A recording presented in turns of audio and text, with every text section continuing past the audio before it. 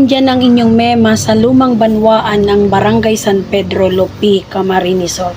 So, yung binabasa ng inyong mema dyan yung history ng Saint Peter the Baptist Church, yung old church ruins na makikita nyo dyan mga ludi sa background na yan yung pinaka-eksaktong simbahan ng old Saint Peter the Baptist Church.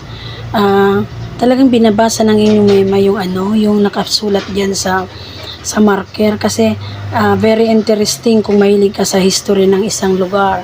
So makikita mo kung parang na picture out mo na parang nandun ka sa sa lugar na yun. Kaya talagang binabasa ko talaga